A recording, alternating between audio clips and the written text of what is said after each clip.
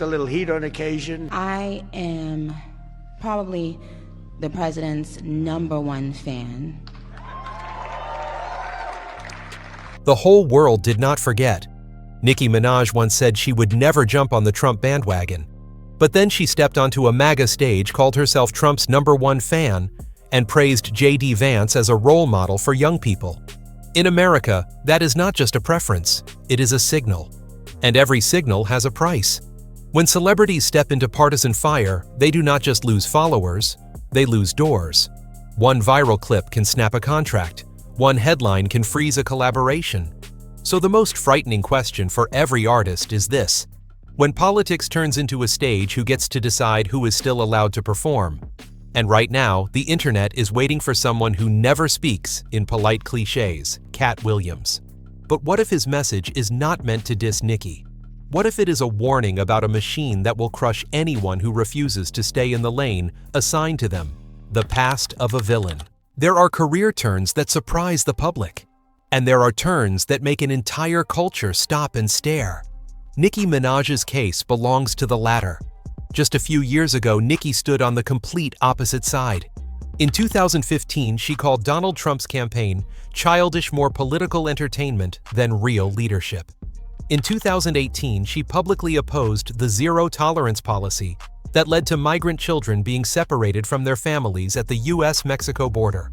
And by 2020, Nicki said outright that she would not jump on the Trump bandwagon because she herself had once been an immigrant child and understood all too well the fear of being torn from a parent's arms. At that time, Nicki's stance was not controversial. It aligned with history, with personal experience, and with the spirit hip-hop had long represented. Yet a few years later, the picture flipped completely. Nicki appeared on a MAGA stage, offered direct praise for Donald Trump, and called him someone who brought hope to defeat evil. She praised J.D. Vance as a role model for young men. Not in a vague post, not through secondhand remarks, but right inside a symbolic conservative political space, where every appearance is read as a declaration. That detail is what made the turn so heavy. From its birth, hip-hop has been tied to resistance against power, to the voices of communities of color immigrants, and those pushed to the margins. Nicki was not just an artist within that ecosystem. She was one of the rare mainstream icons who still maintained a deep bond with a fan base that once saw hip-hop as a refuge. So when Nicki did not just support a divisive figure, but fully stepped into conservative territory, the sense of betrayal surfaced almost instantly. The issue is not whether an artist has the right to change their views. That right always exists.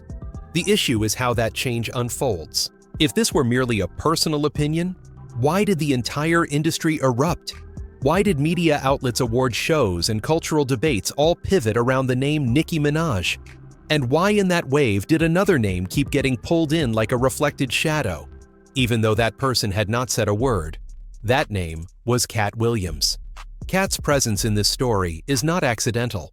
In the public eye, he represents a voice that speaks truth to the system, someone willing to point out contradictions the industry prefers to hide.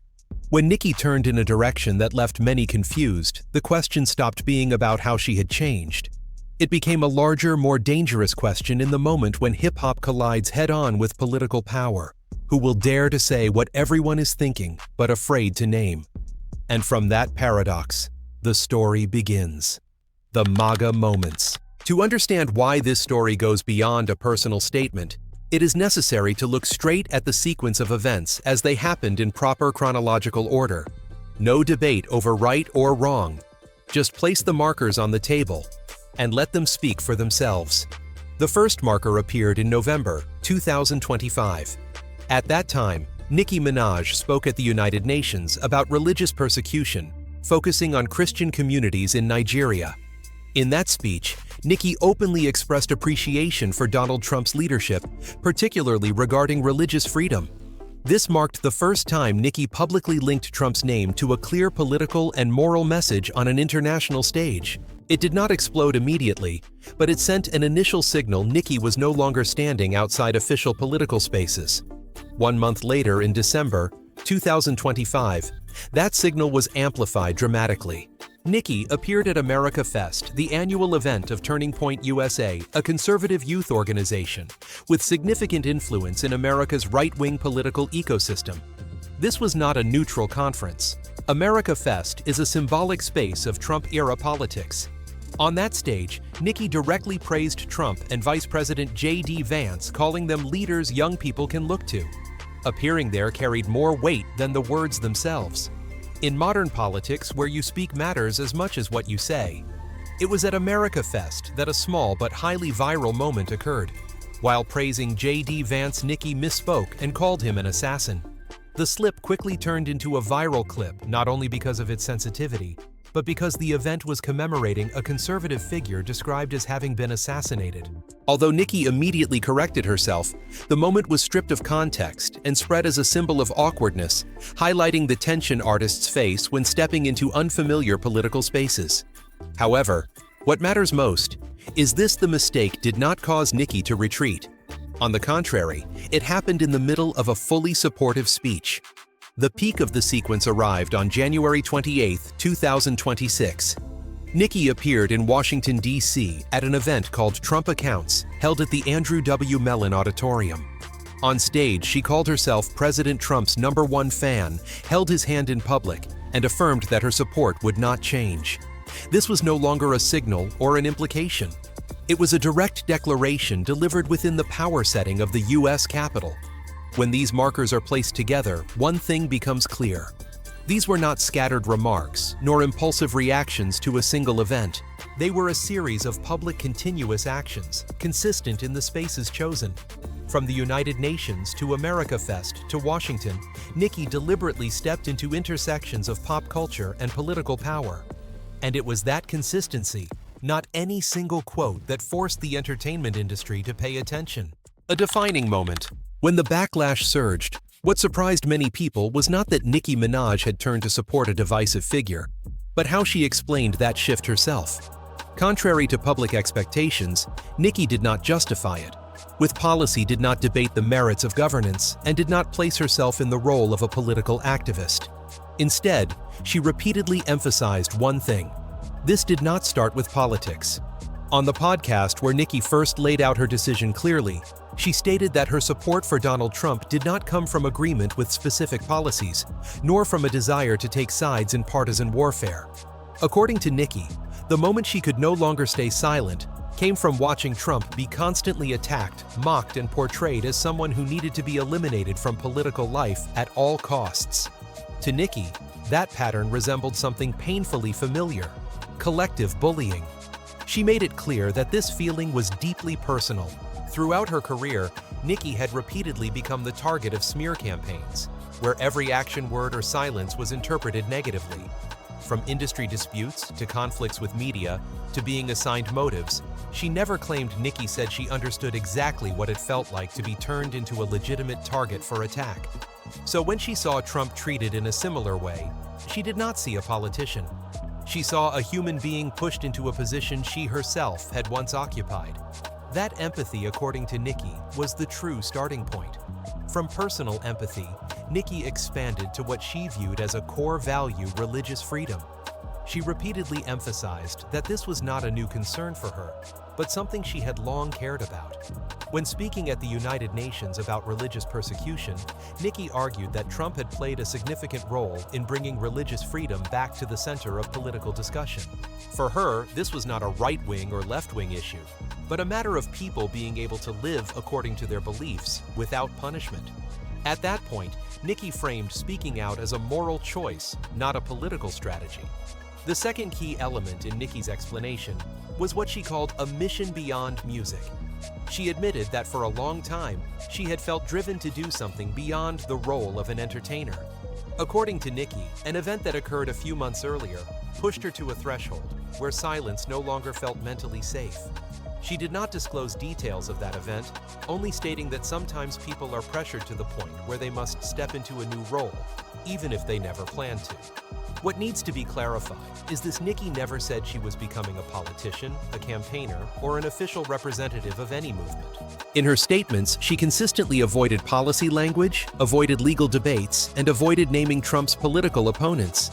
Nicki told the story as an individual reacting to what she felt was injustice, not as someone seeking entry into the machinery of power. However, this is precisely where the story began to slip beyond her control. Media and the public did not read the situation the way Nicki intended. In a highly polarized American political climate, appearing on a MAGA stage, shaking the president's hand, and calling herself his #1 fan could not be understood simply as an act of personal empathy. Even as Nicki said, "This is not about politics," every outward signal placed her squarely at the center of politics. And from that moment on, the story no longer belonged solely to Nicki Minaj, but became a symbol of how the boundary between pop culture and political power is increasingly blurred. The entertainment industry turns away. In the entertainment industry, many artists have expressed political views without creating long-lasting shockwaves. But Nicki Minaj's case is different, not because she is the first, but because she is someone who cannot be ignored. When Nicki stepped into the MAGA space, the industry had no option to pretend nothing happened whether it wanted to or not. The first reason lies in scale. Nicki is not a niche artist, nor a figure who has withdrawn from the center of popular culture. She is an A-list artist with a global fan base capable of turning a single statement into a national topic within hours. Every move Nicki makes does not stay personal, but immediately becomes a signal to millions of followers. In the entertainment industry, that scale translates into image responsibility, commercial risk, and unavoidable attention from both media and partners. The second reason lies in the space Nicki chose to appear in. MAGA is not a politically neutral label. It is a symbol of deep polarization in American society, where every presence is read as a declaration of sides. When Nicki stepped onto a MAGA stage and praised Donald Trump and his vice president, that act could not be handled as a personal opinion in the traditional sense. The entertainment industry understands very well that audiences do not separate artists from their political context. And when that context is sensitive enough, the industry's silence itself becomes a message. The chain reaction began to surface quickly at the level of popular culture. Nicki being mocked on the Grammy stage was not just a joke. In industry logic, it was a sign that the story had crossed the boundary of social media and entered the mainstream current. When an artist is mentioned in the opening monologue of a major awards show, it signals that their image is being repositioned in the public eye. Nicki was not directly attacked there, but becoming the subject of satire was enough to confirm that the industry did not view this story as minor. At the same time came reactions from the political sphere. Some politicians openly criticized Nicki not as an artist, but as an influential figure who was going in the wrong direction. This created a particular kind of pressure on the entertainment industry. When politicians enter the conversation, every partner connected to Nicki, from brands to event organizers, is forced to weigh image risk. No official ban is needed. The mere possibility of being pulled into political controversy is enough for many parties to take a step back. The media played a key role in amplifying this reaction. Instead of treating the story as a single statement, many newspapers and commentary programs framed it as a U-turn, or a lurch to the right, emphasizing the contrast between Nicki's past and present selves. This framing did more than recount events. It redefined her image. Nicki was no longer simply a controversial artist, but a symbol of political shift within pop culture. Once an image is framed that way, the entertainment industry cannot pretend everything is unchanged. What is notable is that up to this point, there is no sign that Nicki has been officially blacklisted. There have been no mass contract cancellations, no public bans from award shows, no clear evidence that she has been removed from major distribution platforms. On paper, Nicki remains an artist free to operate, still selling products, still commanding significant buying power. This distinction is important to separate turning away from adjusting distance. However, not being blacklisted does not mean there are no consequences. What Nicki has truly entered is a high-risk zone of image and collaboration. In this zone, every partnership decision becomes more sensitive. A brand that once targeted a broad fan base may reconsider. A festival that wants to maintain a neutral image may choose a safer option. Another artist considering collaboration may ask whether that pairing will be read as music or as a political statement. The entertainment industry operates not only on contracts, but on perceived risk. And in this moment, Nicki has become an unpredictable variable. Not because she has lost value, but because her value now comes bundled with greater controversy. For some, that is opportunity. For many others, it is a reason to hesitate. That hesitation is never announced as a decision, yet it can have an impact no less lasting than a ban. That is why the industry cannot ignore Nicki Minaj after her MAGA turn. Not because it wants to punish or endorse her, but because she has forced it to confront its own polarization. In a space where culture and politics increasingly overlap, Nicki has become the clearest point of intersection. And once standing at that intersection, no A-list artist can pass through without leaving aftershocks. Enter Katt Williams. Why his name matters. As the story around Nicki Minaj began to move beyond music and into politics, another name kept coming up, even though that person had not appeared on any related stage or made any statement. That name was Katt Williams. Katt being pulled into the narrative was not accidental, nor was it tied to any specific remark. It stemmed from the symbolic role he has built over many years in American popular culture. In the public eye, Katt Williams is not simply a comedian. He represents the kind of artist who speaks straight to the pain, someone willing to expose unspoken rules and power games that the entertainment industry prefers to hide behind stage lights. In his stand-up routines, Katt repeatedly attacks industry politics, from how media constructs images to how behind-the-scenes forces decide who gets to exist and who gets pushed out. Because of this, Katt is seen as the one who says what others are afraid to say, a voice audiences believe is not bought by contracts or factions. That image has turned Katt into an unofficial moral yardstick for many people. When a controversy erupts in the industry, the public often asks, what would Katt say about this? That question does not come from believing Katt is always right, but from trusting that he will speak honestly, or at least speak without dodging. In a culture increasingly shaped by carefully calculated statements, Katt's bluntness becomes a form of counterweight. The relationship between Katt Williams and Nicki Minaj therefore carried symbolic meaning even before the MAGA story emerged. In the past, Nicki had publicly expressed a desire to invite Katt to join her tour. It was not a strategic invitation, but one colored by admiration.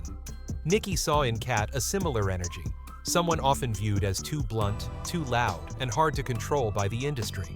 When asked about the invitation, Katt responded in a joking light tone, without hostility or judgment.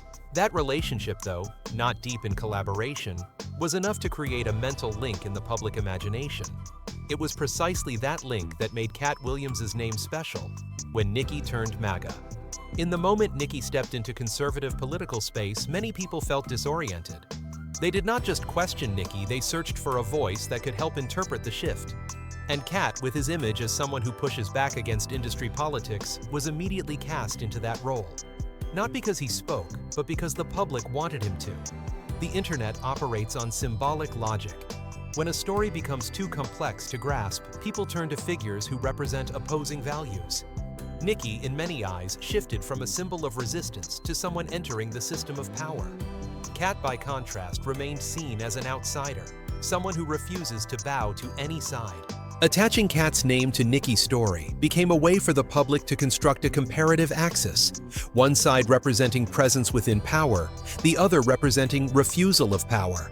What must be emphasized is that up to this point, Katt Williams has not delivered any public message directly aimed at Nicki Minaj after her MAGA turn.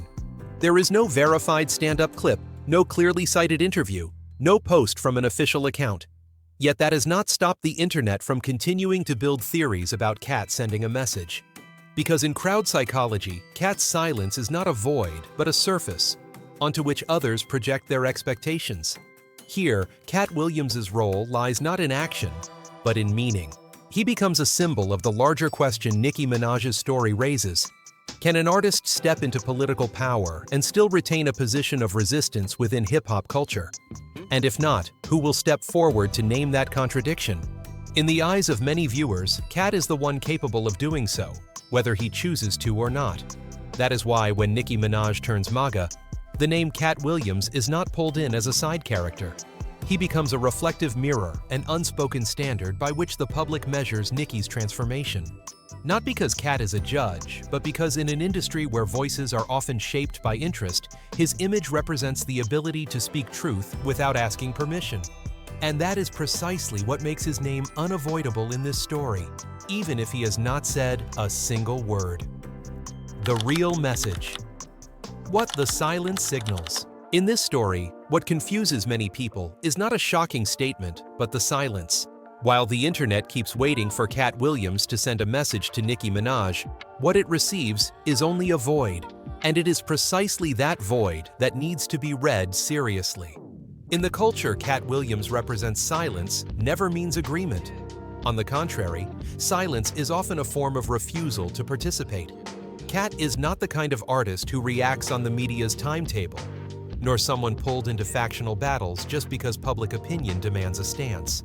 Throughout his career, he has repeatedly chosen not to speak at the moments people most expected him to, only to speak later when he felt he actually had something to say. For Katt, the value of a voice lies in timing and purpose, not in meeting crowd expectations. Because of that, Katt's choice not to make a direct statement about Nicki after her MAGA turn can be read as a deliberate refusal. He neither confirms nor rebuts. He does not take sides, and he does not allow his name to be used as a tool to legitimize someone else's disappointment or outrage. In the current climate where every word is clipped, amplified, and labeled politically, silence becomes the only way to preserve control over one's message.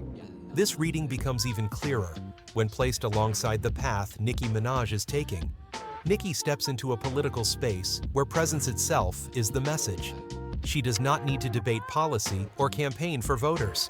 Simply appearing on a MAGA stage, shaking the president's hand, and speaking positively is enough to send the signal. In that space, every detail is symbolic. Where you appear, who you stand next to, and what you stay silent about are all interpreted as positions. Katt Williams represents the opposite direction. He belongs to a generation of artists who see not being labeled as a core part of creative freedom. For Katt, entering a polarized political space means accepting that his voice will be read through a partisan lens. And that is exactly what he has always avoided. Not because he fears controversy, but because he understands that once you become a symbol for one side, your ability to attack the entire system shrinks dramatically. Here, the real message is not in words, but in boundaries. The boundary between artists who choose to be present in politics and artists who choose to stay outside in order to keep an independent voice. Nicki, in her own way, has accepted crossing that boundary. She believes personal empathy and moral conviction are enough to justify political presence. Katt, through silence, shows another option, refusing to be pulled into a game where every statement is converted into winners and losers. This does not turn Katt into a judge of Nicki, nor does it turn Nicki into a traitor to her former ideals. Instead, it exposes an uncomfortable truth of our time. In a deeply polarized society, artists have very little neutral space left. Either you enter politics and accept being read politically, or you stay out and accept being seen as evasive. There is no completely safe choice. So when the public asks, what message is Katt Williams sending to Nicki Minaj? The answer may not be a specific quote. The message lies in his decision not to speak, and in the current context, that silence is not an empty void, but a boundary statement. It is a reminder that there are still artists who see distance from power as a prerequisite for continuing to speak truth. And that boundary, more than any criticism, is the deepest message Katt Williams unintentionally sends.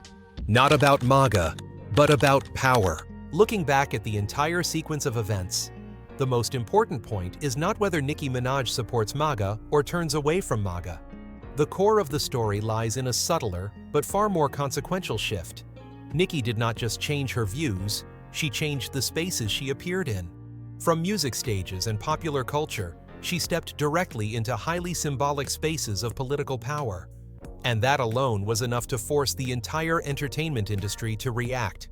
In show business, where things are often handled through strategic silence, an A-list artist appearing publicly in a polarized political space cannot be taken lightly.